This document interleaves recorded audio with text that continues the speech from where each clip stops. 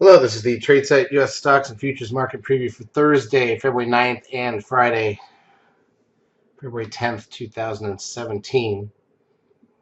Hope you have a good week going. I don't know. It's been such a flat week. I don't know why I say that. It's pretty hard to have had much of an exciting week at this point. Things have just been as flat as can be lately, and certainly this week's almost extraordinarily extreme example of that. Here's the ES front month futures contract. Not much to say here. Doesn't look much different than it did yesterday. Let's just get to it. Crude oil up 20 cents to 52.37 after swooping lows of the last week or two. Gold back up a bit, $6.90 to 12.43. Notice that we are now 12 bars up towards the Seeker 13 sell signal on the gold contract, and keep in mind that the 13 buy signal back in December was the low. So obviously the Seeker very much in tune with gold contract. S&P cash index.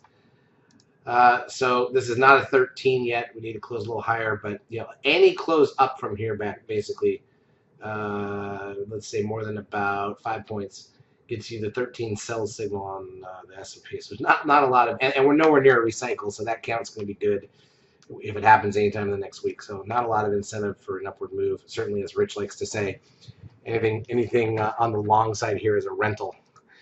Wouldn't be buying stocks with the Dow over 20,000, etc. And the S&P floating at 13 sell signal. Nasdaq 100 posted 11 towards a 13 sell signal or exhaustion signal. So we're also getting close there. The SOX gains $1.55.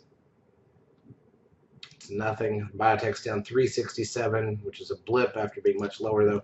VIX up 16 cents to 11.45, still operating under the 13 buy signal there. The trend gets a close at 1.0.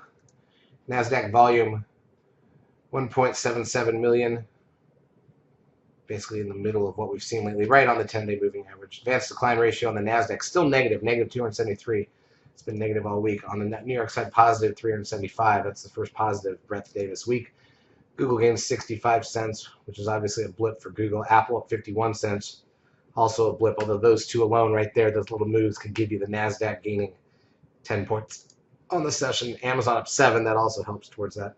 Netflix up 74 cents, minor move there. Tesla up 460. So we got the big five all slightly green for the day, and the Nasdaq only up 10. Other stuff's obviously down. Bonds were up big.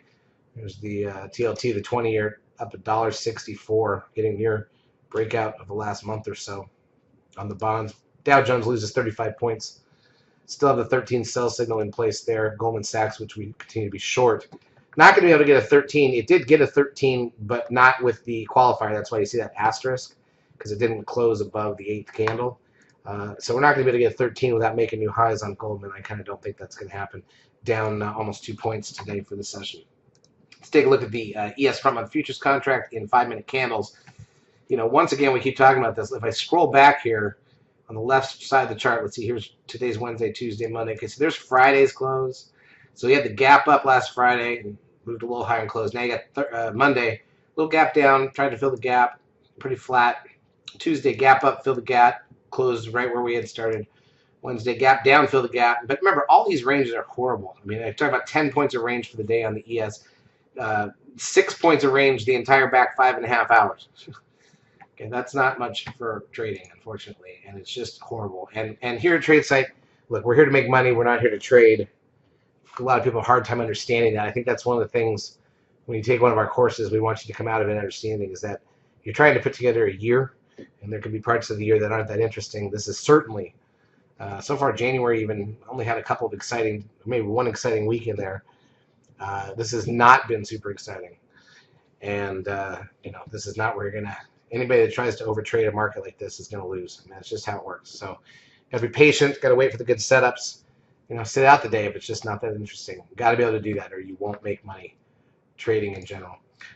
Since this is the Wednesday night report for Thursday and Friday, reason being we don't typically do a preview for Friday. It's the last day of the week, and most of what we already talked about will have played out at that point in time. So let's look at the data that's left. Thursday, initial and continuing jobless claims. That's the weekly number. It's expected at 250K for the initial claims. Wholesale inventory is at 10 a.m. Natty gas at 10:30. Friday, import-export prices an hour before the bell. Michigan sentiment 30 minutes in. Treasury budget at 2 p.m. So a little bit of data left for the week, nothing super major. Next week, and we'll talk about this in the weekend preview. We do have a lot of data next week. It's also options expiration. It's also the following weekend is President's Day, Monday, so next Friday, which should be options expiration and a slow session. But that's next week. We worry about that later.